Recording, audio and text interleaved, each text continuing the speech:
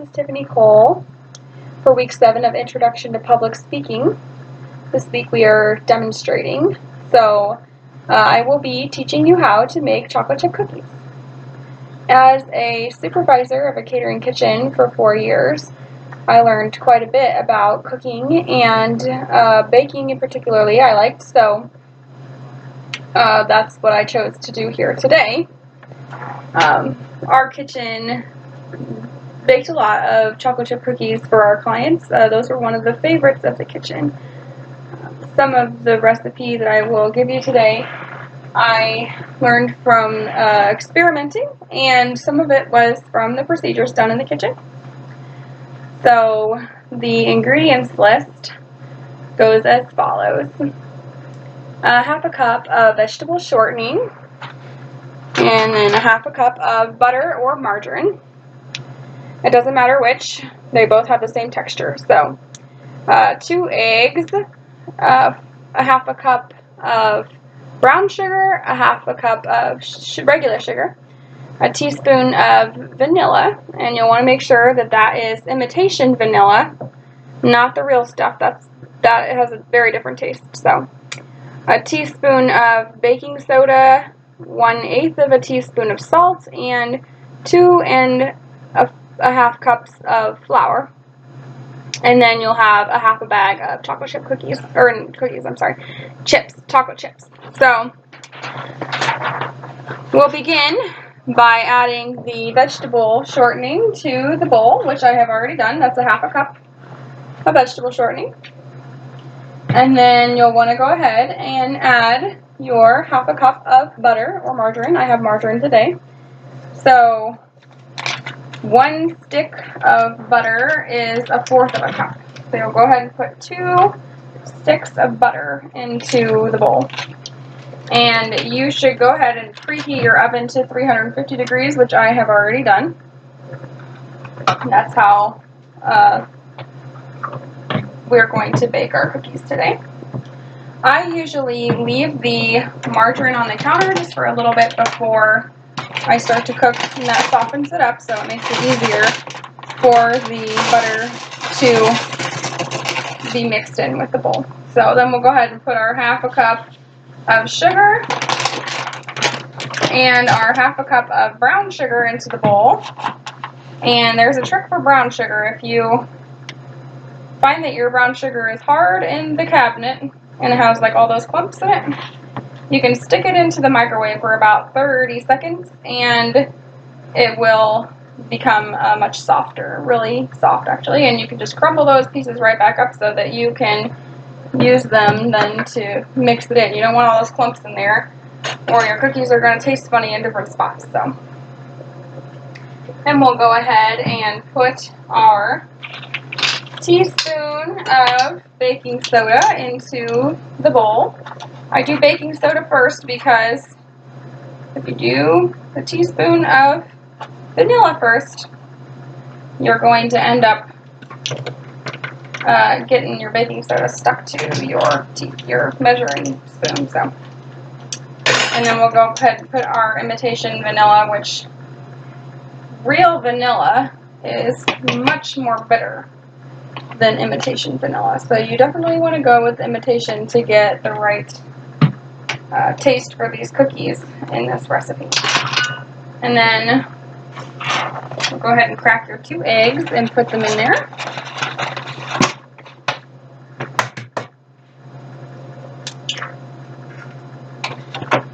And then all we have left before we start to mix the ingredients together is the salt, which is 1/8 of a teaspoon. So, put a teaspoon of salt here. And that just sweetens it up a little bit. The salt brings out the sweetness in the recipe. At this point, you'll go ahead then and mix all your ingredients together.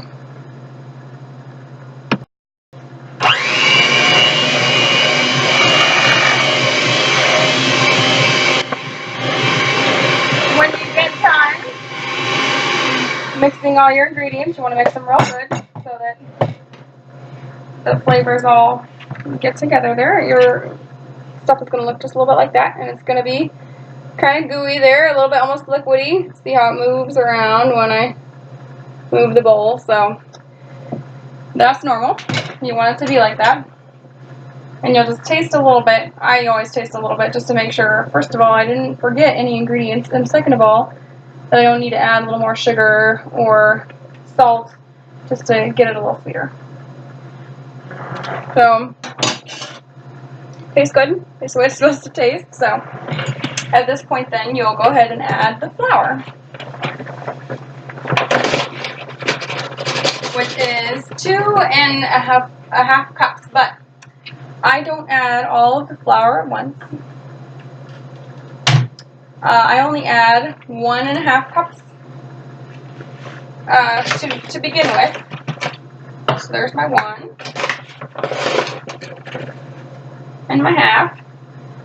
The flour is going to thicken it up a lot, so when you add like a whole bunch of flour in there at a time, you're going to have a big old pile of flour, and then it's going to go, you know, all over the kitchen, all over yourself when you go to mix it. So I just add a little bit at a time, so 1.5 cups for now, since this is only a 1 batch recipe. And then when you get that mixed in, that's your 1.5 cups. And it's kind of sticking, see how it's sticking to the beaters there? It's really gooey still. You don't want it to be that gooey, and we're going to add the next cup then of flour. And that'll thicken it up enough so that it's not all gooey and it will stick to your beater like that. So we got our next cup there, and we'll go ahead and mix that in.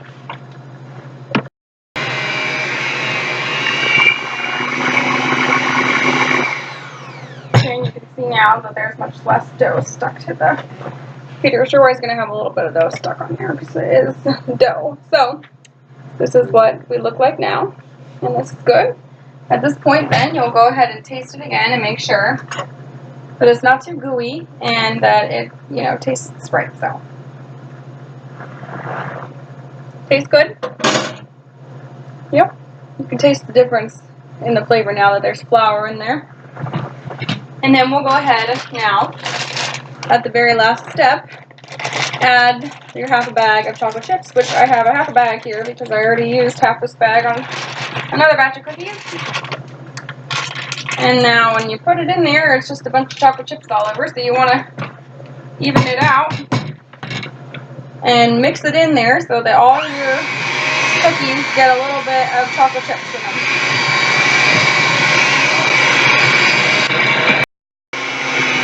Okay, and now our dough has chocolate chips all mixed in, so you're ready for the next step, which is to get out your cookie sheet, and then you'll want to spray it with the vegetable oil so the cookies don't stick onto the pan then when you're ready to get them off after you've baked them. You don't want like a lot on here, just a light coat of vegetable oil. And now we'll want to get our spoons. I get 2 spoons, one to get the dough out and then one to kind of slide it off with a spoon so you get little clumps there. And I want to spread them out on the cookie sheet because when cookies are baked, they don't just stay in these little balls. They're going to spread out, and you don't want them to bake into each other. You want them each to have their own cookie. So we'll just put our dough on the cookie sheet here. When we get done, it looks a little bit like that. See how they're kind of in a row there. Whoops, they're sliding around on me with the vegetable oil. So now we'll go ahead and put them in the oven. And we have that preheated to 350 degrees, as you remember. And you want to have your baking sheets, your racks, in the middle of the oven so that there's no more heat going to the top than the bottom. You want to have it evenly distributed for your cookies. And now we'll set a timer for 8 minutes.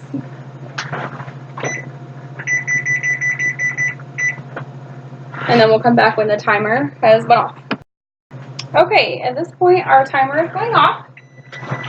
So we'll just turn that off there. Grab your oven mitt and get your cookies out of the oven here.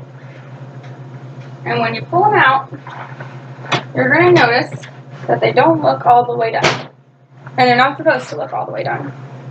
They look just a little bit gooey on the top still, so you know, most people would put them back in the oven, but you don't want to put them back in the oven. 8 minutes is long enough. Right in the middle of the oven at 350 degrees and 8 minutes long. The cookies are going to be golden brown on the bottom, and that's what you want. You don't want to have golden brown on the top. By the time you did that, your cookies are going to be hard. So if we come back in just a couple of minutes here, we'll see a difference in what the cookies look like, and they'll be nice and soft. Okay, it's been just a couple of minutes, so now I'm going to take a cookie off of here. And if you see, the bottom of this cookie is golden brown, and the top is still kind of white there. And it is not gooey. It is all the way done.